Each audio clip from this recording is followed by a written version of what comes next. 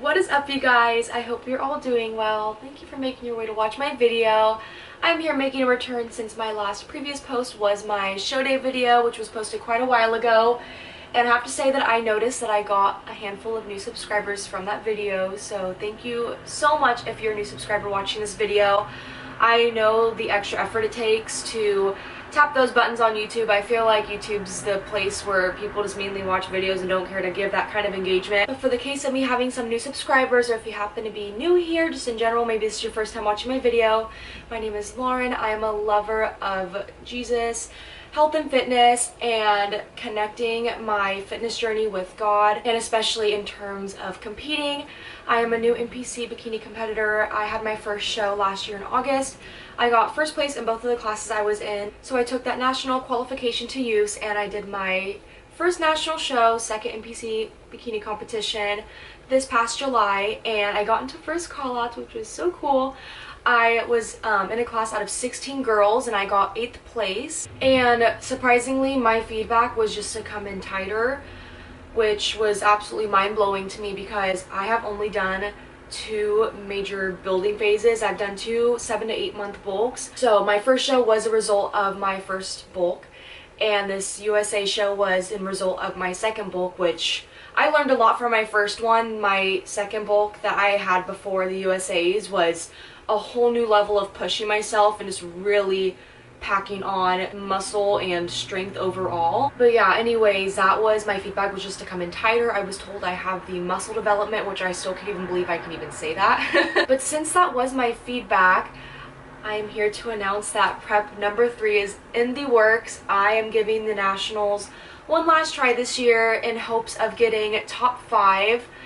And I do have to say, I have been titling my series, the past one I just had was Road to Nationals, and I will be officially calling my videos Road to Pro. I went into this sport with no expectations. I just wanted to see what happens, where God decides to take me with it, because I know He obviously set this sport on my heart as a passion for a reason. And not to mention, my first prep was the most amazing experience. I had never grown so close to God and had felt so insanely connected with Him. It was the most undescribable feeling to feel for the first time, and ever since then my connection and relationship with Him has been amazing. And with that being said, with these 2 shows I've been in and how I have placed, I have discovered the potential I have for this sport. So I'm officially saying that it's no more of, oh, let's just see what happens, I don't know, being all nervous and shy about it.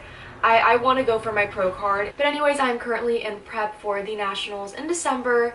That's going to be in Texas. I am so super excited for this prep journey and to see what happens. Although I now know that I do want to go for my pro card, I am still approaching this show the most humble way possible. I am not going to this show expecting to get my pro card. This sport is so tough, and I'm just amazed at the fact that I'm even able to step on a national stage with the little experience I've had, which is why I say my main goal is just to at least get top 5 to re-nationally qualify me for next year. And before I go into detail about my post-show reflection from the USA's, I do have some announcements to make.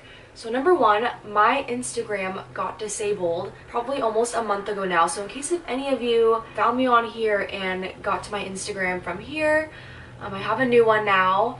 Instagram decided to disable my account for who knows what reason. They state that it was because I was impersonating someone else, pretending to be someone else, or like something weird like that. And Instagram is just absolutely impossible to get in touch with, so I didn't really put too much effort into it. My Instagram was going 10 years strong and I had trouble growing my account, honestly. So for a while I was debating on starting over, so I feel like this was my push to just be like, start over. So here to new starts. My new Instagram is lauren.michelle.rawlings because Instagram already wants to take my account unexpectedly, but also not give me back my old username of Lauren Rawlings, even though the account's gone, so that username is not being used. So we got the long username for now. And I now have a new collaboration with Camo Fitness.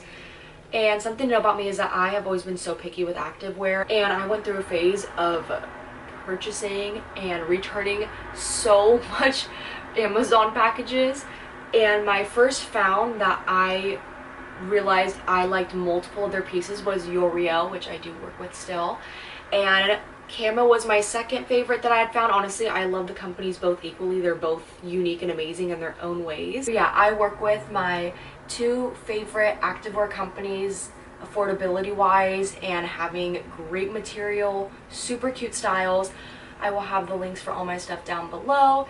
If you guys use my code, of course, it supports me and saves you money, so thank you so much, and please keep me updated if you do end up trying it, because I love getting to share companies that I love with you guys and would love to hear how it impacts your guys' fitness journey as well. And with that being said as well, for those of you who may be new here, my favorite supplement company that I have been working with for a little while now is Old School Labs. The link of that will be down below as well. I give them huge props for the progress I have made in my fitness journey. I started using them during my second bulk after my first show, and to mention that I feel so blessed with the muscle I was able to put on within that bulk.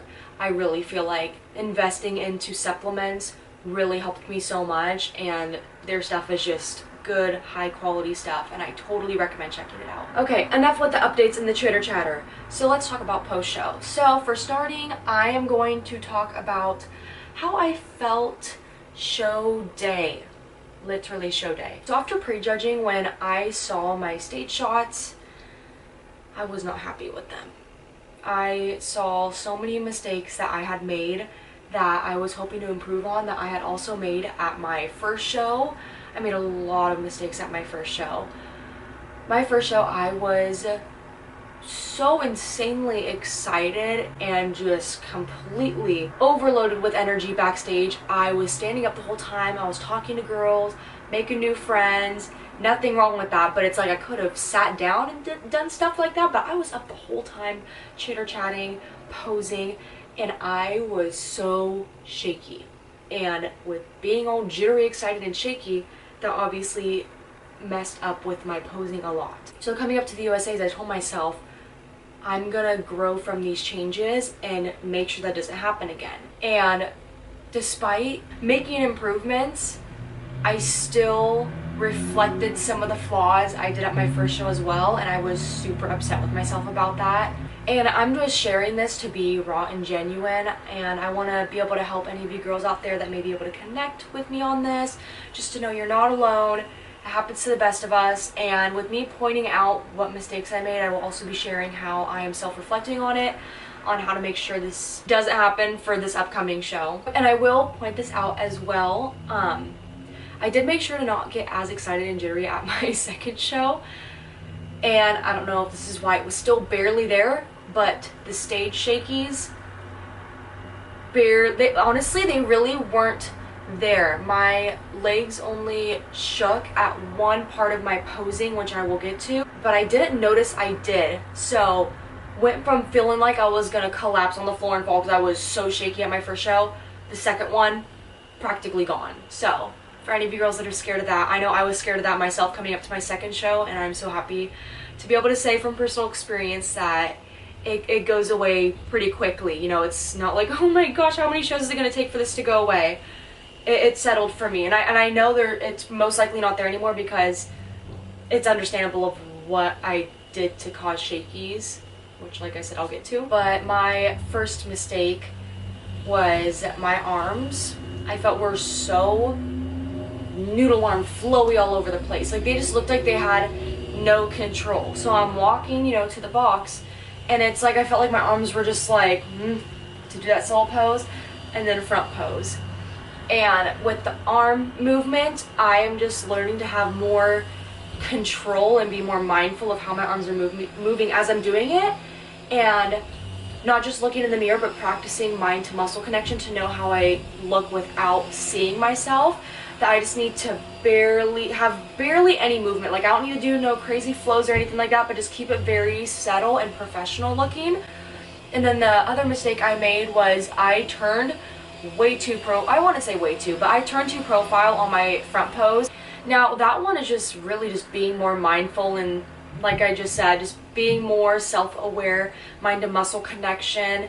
One thing I've been doing to make sure I am doing super good with dialing down how I want my body turned in my front pose is I'll be in front of a mirror, I close my eyes, I do my settle front pose, then I open my eyes and see if I'm doing it correctly, and if I am, I just sit there with my eyes closed and or even just repeat myself and just really feel what my body's doing to try to memorize how I feel when I'm hitting it correctly. But yeah, for my front pose, my body was just a little more turned this way when I wanted my torso just a tiny bit more facing forward. And in one of my transition poses, I meant to just have my arms all nice and settle on my waist, and my elbows were way too flared out, like I was doing a lat spread when my elbows were supposed to be a little more further back. And with my transition pose, I haven't necessarily figured out what looks good on stage wise of how to position to make my glutes still pop and look full. And everyone's body's different, but for me, I realized I need to make sure I am flexing the area so it's to where it keeps that defined look, because I wouldn't flex my lower body at all. And I need to sit more into my pose. So if you're kind of iffy about how you look in transition poses, I recommend trying that out. Like I said, everyone's body's different.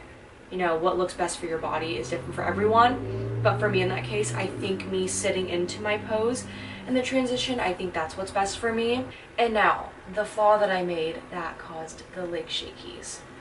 I wanted to throw in a hair flip. I thought it'd be that nice little touch of like the pro look, to catch their eye. I don't know why, I felt pretty comfortable on the stage, so I don't know what caused the shakiness to happen. But yeah, this is my advice to any of you competitors out there that are at the amateur level still, like myself. I personally, I wouldn't do the hair flip. Just save it for the pro routine. I am not doing that again. Just to eliminate any risk of any mistakes happening, because I want to look as perfect as possible on that stage, of course, with little to no mistake. But yeah, I really feel like when it comes to adding in hair flips, it's more appropriate to save it for the pro league, because their routines are longer, so it's just more fitting rather than at the amateur level. They really just care to see your front and back pose. And of course our routines are a lot shorter, just to show what's important, the front and the back pose. So I feel like the hair flip, it's just really not necessary. My personal opinion is just save it for the pro league. Try it if you want, but I'm just speaking from personal experience. Yeah, there's that. And then the last mistake I made was I pinched my back in my back pose. The way I just do my back pose, I do it the way I'm supposed to, but on stage I tend to get more tensed up and up like that. And the reflection I'm doing on that now is when I do my back pose, rather than just doing it the way I do, I am envisioning someone pressing against my back, but I'm still doing it the same, but I'm like giving myself that pressure as if someone's pushing on my back, in hopes that I don't over pinch like that. And that actually reminded me of another mistake that I made, which should have been said first, that I cannot believe I forgot. The number one mistake that is one of the biggest pet peeves to me is that I have an issue with shrugging my shoulder. This does not happen when I practice over my prep in the gym. This happened in my first show and I was like, how the heck did I do that? I am not going to do that at my second show. And I did it at my second show. And the shrugging that I'm doing is just this side. And it feels weird to even mock it. I feel like I'm looking over exaggerate and stupid. But like I said, it's just on stage when I've noticed it happen. I think all those nerves just really cause me to like really tense up, because even in the past growing up, if I took pictures with friends or I did fun little photo shoots, I remember photographers would tell me to press down, to relax my shoulders. So I've always had the habit of having my shoulders shrugged and needing to just press them down. But in the terms of competing, it seems like it's really this one. So if any of you have noticed my stage shots and me looking like that, that is not intentional. I should not be looking like that. And with that reflection, I'm doing the same thing as I just said with my back pose. When I do my front pose, I am just focusing on pressing this shoulder down. So that is how show day went for me. I just absolutely picked myself apart. I am really, really hard on myself. I mean, I know we're all our own worst critics, and I think it really does help push you to grow and learn and experiment with more of how to be the best version of yourself, but I can definitely say that mine is to an extent to where it's like, dang dude, like you could be a little nicer to yourself. I did get emotional and I did have a little cry sesh, but once I got those emotions out, I saw the more positive picture. You know, me messing up gave me this insane drive to where I'm just saying to myself, I am not letting that happen for this national show. I mean business. Like, I am serious about this. I am going to present my package the best way I can, and I'm not letting those mistakes happen again. Of course, all my trust in God's plan. I really feel that what happened at the USA's was meant to happen to make me feel the way I do now, which is why, like, be hard on yourself, sure, a little bit in a ways for growth, but definitely don't beat yourself up over it or let it hold a grudge on you. You know, take it, learn from it, and just leave it there, and your new self is on its way. Now, post-show, a little after this show of reflection, my first show was a great experience. I had no issues with food or really body image at all. Now, after this national show, my relationship with food was tested. Body image was totally fine. I am all about balance and enjoying yourself. You know, you have that little part of restrictiveness and discipline during prep, but it's just for prep and for show day, and after that you are just back to your normal lifestyle, having that balance, because that is so important to have. But my issue that I had post show was I wasn't letting myself fully enjoy the foods I was able to have again. Like, for example, I got myself a cupcake that was probably like this big. It was almost like a single serve cupcake, but it was like a bigger size, so it could have definitely been put to like 2 servings. And I let that cupcake last like 3-4 days because I was just taking a few little bites every day out of it, when it easily could have been finished in 1 sitting, if not 2 max. And I think it was because I knew that there was a plan of me possibly giving the nationals one more shot, so I felt anxious of staying in shape, even though it's like, in reality, that's not how that works. I'm not gonna let myself be fully satisfied and enjoy what I'm eating, and I'm not gonna skyrocket in body fat. Literally after show, when I went out and ate dinner, that was perfectly fine, but it was like a week or 2 maybe post show was when that issue started settling in. And how I resolved this issue of mine is I came to realize that me not letting myself fully enjoy something I deserve to enjoy, I was torturing my body. And something to mention too is me having little bites of something sweet and then just randomly stopping myself like, nope, that's enough. That gave me such crazy cravings. Gave me crazy cravings. And I realized I'm having these cravings because I am torturing my body saying, ooh, look at this, yum, this is so good. Okay, no more, that's it. It's like, you'd even let me like get that full satisfaction and enjoy it. Like, what the heck is this? And this is what it comes down to when it comes to having your relationship with food tested in these ways of being restrictive, is balance is a necessity for the health and fitness lifestyle. And especially after a bodybuilding prep, having that time span of restrictiveness, you need to have balance. And that is why it is preached that any diet outside of a competition prep is so silly and unnecessary because it is not realistic. Even with us doing it for a short period of time for the sport, it still leaves us with issues. And every prep's different. Speaking for myself, my first prep was totally fine, and this one, I ended up having a little bit of issue with my relationship with food. And that is why with competing, it has to be all mindset. You have to be so connected with your mind and body, because these issues are bound to happen to everyone that competes, and it's just a matter of fact of how you approach the problem and how you choose to resolve it. And I feel like this issue ties into having any sort of poor relationship with food, is you have to realize we only have one body, one life.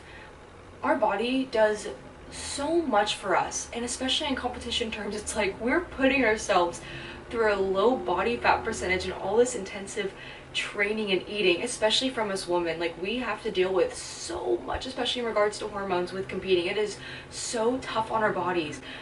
The least you deserve is to enjoy yourself after it happens. So when it comes to competing, enjoying yourself post-show, you need to have that perfect balance.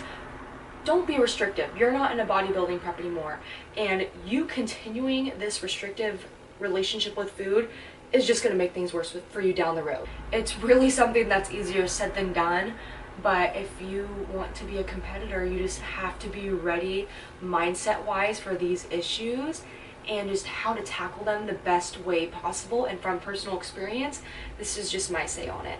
But yeah, so that was just a phase for probably a decent few weeks, and once I was getting closer to starting this prep, that's when I was like, dude, you're gonna regret not enjoying yourself once you start this prep again. Like, you deserve to have this fun, you know, enjoy yourself. It's just balance. It's not like I'm eating junk 24/7. I am eating my meals throughout the day, and then maybe one dinner I eat takeout, or I have this little fun junk food treat snack, you know? Just, it's all about balance and giving your body what is best for it. And restrictiveness is not that. That's why we are all about exercising, eating whole foods, and eating stuff that is nutritional, that fuels our body and makes us feel amazing.